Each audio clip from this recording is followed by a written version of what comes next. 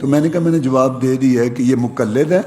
اپنے آپ کو انہوں نے ایک شخصیت کے ساتھ ٹچ کر لیا ہے کہ جو وہاں سے آیا صحیح ہے یا غلط، ہم اس پہ چلیں گے۔ اب وہ نکلے گی تو یہ بات سمجھ آئے۔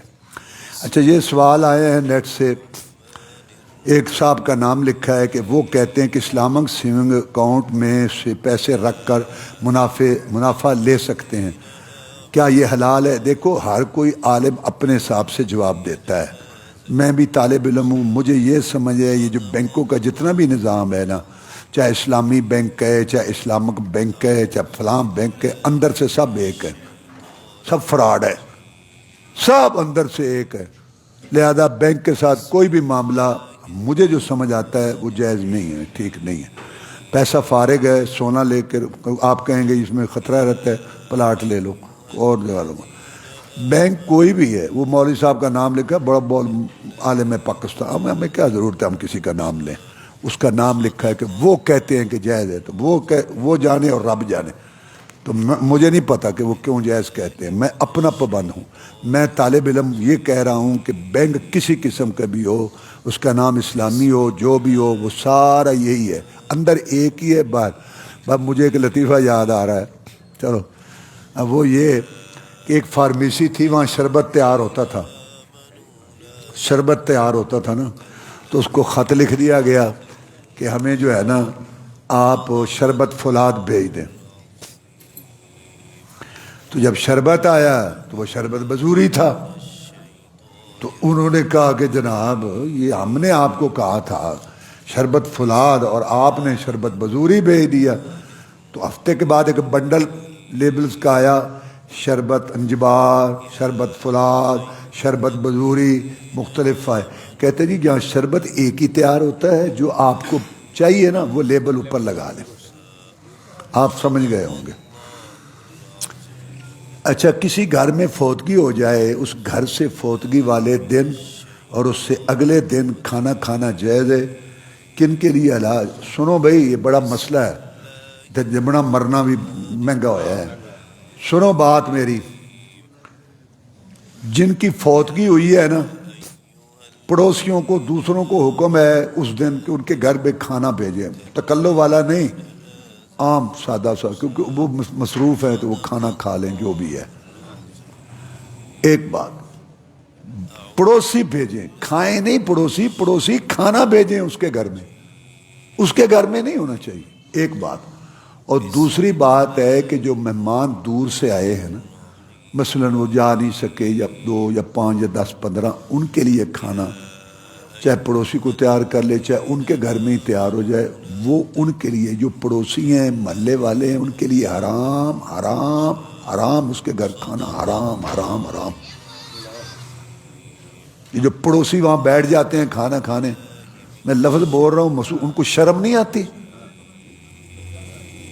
لوگوں کی عجیب سی حالت ہے یار، بس چھوڑو اس میں۔ تو میں بہت کہہ رہا ہوں، محلے والے، قریب والے جو وہاں جا سکتے ہیں، ان کا کھانا کھانا وہاں حرام ہے۔ 3 باتیں میں نے بتا دی، 2 اور تیسری بتا رہا ہوں۔ جیسے شادیوں میں ہوتے ہیں نا نیوندرے، باجیاں،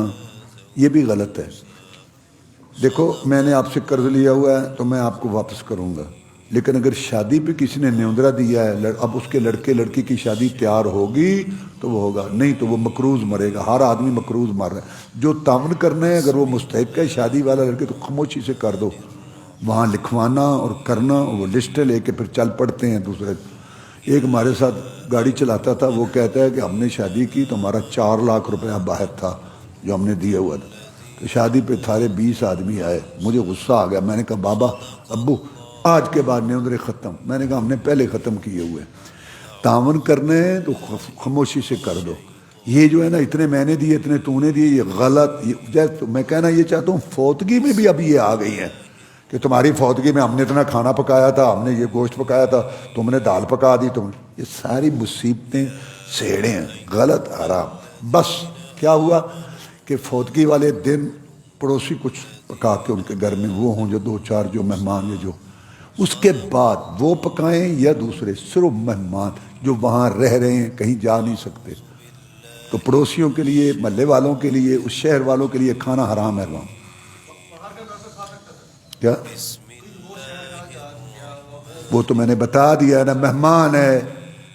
وہ جا نہیں سکا، وہ تو میں بتا رہا ہوں کہ جو مہمان ہے باہر سے آیا ہوا ہے اس کے لیے اب وہ جا نہیں سکتا، ان کے لیے تو کھانا پکے گا نا، لیکن وہ بھی سادہ سادہ سا کھانا پکے، یہ نہ کہیں کہ لوگ کیا کہیں گے۔ اچھا یہ جو ہے نا گھروں میں جو بلیاں آ جاتی ہیں ان کو اگر کچھ کھانے کو دیا جائے تو وہ ادھر ہی رہنا شروع کر دیتی ہیں، ان کو کچھ کھانے کو دیا جا سکتا ہے یا پالیاں جا سکتی ہیں؟ دیکھو بات سنو، بلی وغیرہ جانوروں کو، کتے کو پانی ان کو دینا چاہیے، کھلانا چاہیے، بہت اجر ہے، ثواب ہے۔ رسول اللہ فرمایا ایک عورت نے بلی باندھ دی تھی، نہ کھلایا تھا نہ اس کو چھوڑا تھا، تو جہنم میں چلی گئی، وہ عورت جہنم میں چلی گئی بلی کو خوراک نہ دینے کی وجہ سے، اور اس کو باندھ دیا۔ تو ان کو کھلاؤ پلاؤ، لیکن تم گھر میں ان کو پالو رکھو یہ ضروری نہیں ہے، مطلب اس سے بچو، کھلاؤ جو چیز آئے اس کو ٹکڑے وغیرہ ڈال دو۔ دو بھائیوں میں اگر ایک باہر کے ملک میں ہے اور اس کی تنخواہ ہے 2 لاکھ اور دوسرا یہاں ہے اور اس کی تنخواہ ہے 40,000، جس کی تنخواہ 40,000 ہے اس کی بیوی کا دوسرے کی بیوی کو دیکھ کر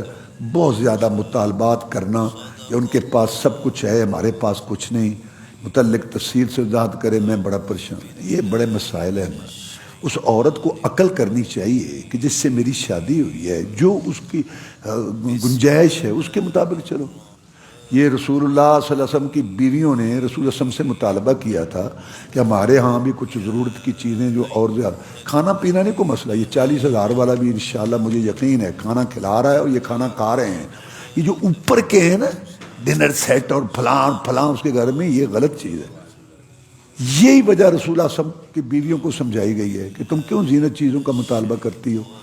تو غلط ہے اس عورت کا یہ مطالبہ کرنا، اور اس کو آپ صبر کی تلقین کریں اور کہہ دیں جیسے رسول اللہ صلی اللہ علیہ وسلم نے کہا تھا اپنی بیویوں کو کہ یہی کچھ ہے، جو آ گیا کھا لیتے ہیں، نہیں تو صبر کرتے ہیں، ایسے رہ سکتی ہو تو رہو، نہیں تو پھر اللہ کے صبر، آرام سے رہو۔ ان کے گھر میں یہ تمہیں پتہ نہیں ہے کتنے پیسے نہیں ہیں،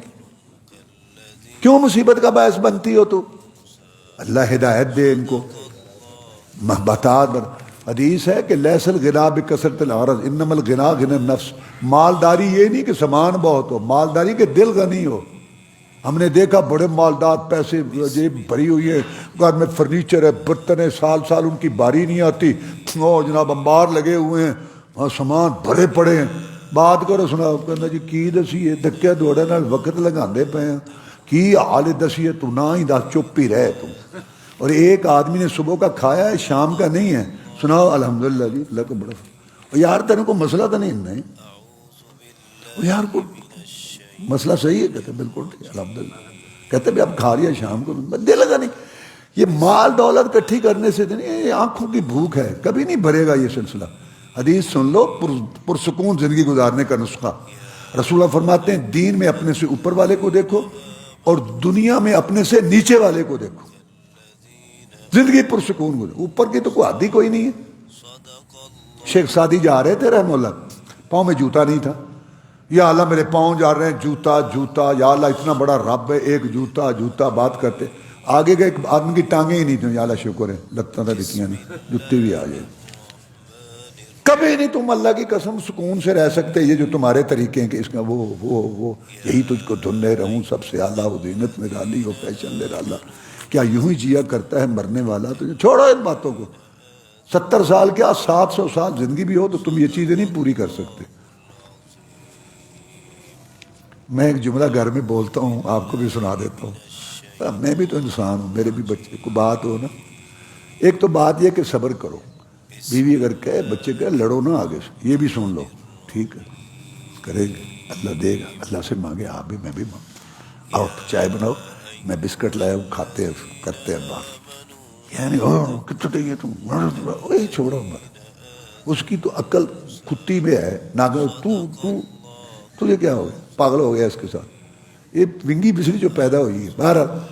میں کہنے کا مقصد یہ ہے کہ اس کو نہ ڈانٹے نہ برا بھلا، اس کو حوصلہ دے، ٹھیک ہے ابھی کرتے ہیں۔ اور میں آپ کو بات بتا دوں، غلط استعمال نہ کرنا، بیوی کے ساتھ جھوٹ بولنا بھی جائز ہے، ہاں 3 جگہ جھوٹ بولنا جائز ہے، ایک کافروں کے ساتھ، ایک صلح کرانے، لوگ جھوٹ بولتے ہیں دور صلح میں، وہ یار وہ کہہ رہا تھا بڑا اچھا، نہیں نہیں میں انہوں چھڑا، وہ مجھے کہہ رہا تھا میں تو بڑا پچھتا رہا ہوں، ٹھنڈا کرو اس کو بھی ٹھنڈا۔ سلو کے لیے جھوٹ بولنا، اور جہاد میں کافروں کے ساتھ جھوٹ بولنا، اور بیوی کے ساتھ جھوٹ، اور جی میں سوٹ فلانا، بالکل سوٹ تیرے واسطے سوٹ نہیں بنا، سوٹ آ رہے بس بس چاہ بناوی نا پیوے تے میں ہوں آ رہے ہیں کل میں سوٹ۔ عورت کو خوش کرنا کوئی مسئلہ ہی نہیں ہے، جڑے کو اتنا تڑکے پیدا ہو نہ، ٹھیک ہے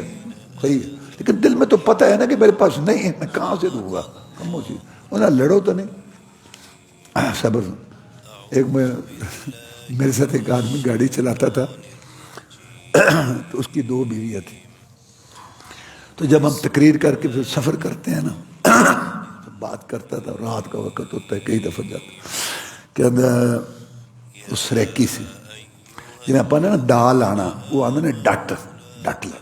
وہ پھر سورجو قادر وہ میں گیا، انہوں میں یہ ڈٹ لایا،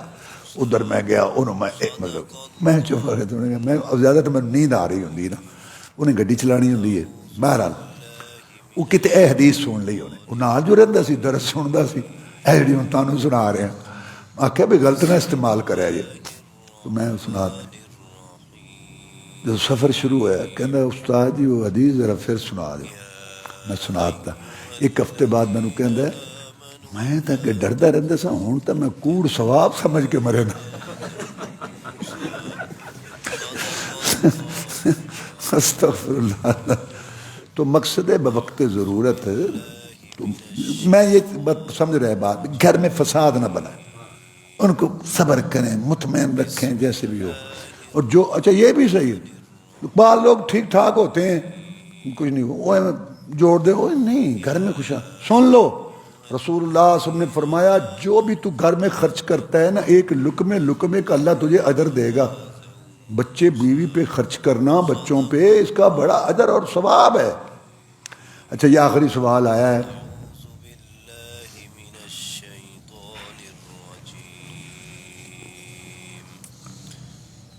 میرا ایک دوست راول پنڈی میں ایس ڈی او واپڈا ہے، اس نے مجھ سے سوال پوچھا ہے کہ میری بیوی جو ہے میرے ساتھ رابطہ قائم کرنے میں بخل کرتی ہے، یعنی میری بات نہیں مانتی، 3 بچے ہیں، میں ذہنی طور پر پریشان ہوں اور گناہوں کی طرف جا رہا، اور میں جب بھی یہ کہتا ہوں تو انکار ہوتا، مجھے بہت خیالات آتے ہیں میں گناہ کی طرف جا رہا ہوں، میری ایک چھوٹی سی بیٹی ہے جس کی محبت کی وجہ سے میں چھوڑ بھی نہیں سکتا اس کو، تو اس کا وبال کس پر ہوگا؟ میری بیوی پر؟ میں طلاق دیتا ہوں تو کورٹ کچہری کے بڑے مسئلے ہیں، میری بیوی کے لیے کیا احکامات ہیں اور مجھے کیا کرنا چاہیے تاکہ میں گناہوں سے بچ جاؤں؟ میں نے اکثر علماء سے پوچھا ہے لیکن میں مطمئن نہیں ہوا۔ دیکھو بھئی اس کا جواب یہ ہے، سب سے پہلی بات تو میں حدیث سناتا ہوں، رسول اللہ صلی اللہ علیہ وسلم نے فرمایا، سن لیں عورتیں اور جن کو سنا دو، اور یہ جو سن رہے ہیں وہاں میری بہن وہ بھی سن لے، رسول اللہ صلی اللہ علیہ وسلم کی صحیح حدیث ہے کہ جس کو اس کا خامن بلائے اور وہ اس کی بات نہ سنے، ساری رات فرشتوں کی اس پہ لعنت ہوتی ہے، فرشتے اس عورت پہ لعنتیں ڈالتے رہتے ہیں، وہ عورت ملعونہ ہے، لعنتی ہے۔ پہلی بات تو یہ، اور دوسری بات یہ بھائی نے جو بات پیش کی ہے، نکاح سے وہ حلال ہے، اور آپ سمجھ رہے ہیں جو میں کہنا چاہتا ہوں، آپ مرد ہیں وہ عورت ہے، جیسے بھی ہوتا ہے نا انہوں سدھیاں کر بس گل مکی، چل ٹھیک ہے، بادشاہ بڑا ہے وہ اگے میں وہ من گئی، اس کا کیا حق ہے؟ تمہارا حق ہے، ہاں وہ بیمار ہو یا وہ مسئلہ ہو مانا تو پھر ٹھیک، وہ اور بات ہے، باقی اس کی کیا جرت ہے یار؟ تو داڑھی 3 باری پوچھ چکے ہیں مسئلہ، خالص کالا کرنا منع ہے، مکس جائز ہے۔ ایک سوال ہو رہے گا یار اسی جانا یہ بڑے سوال، چلو اگلے جمعے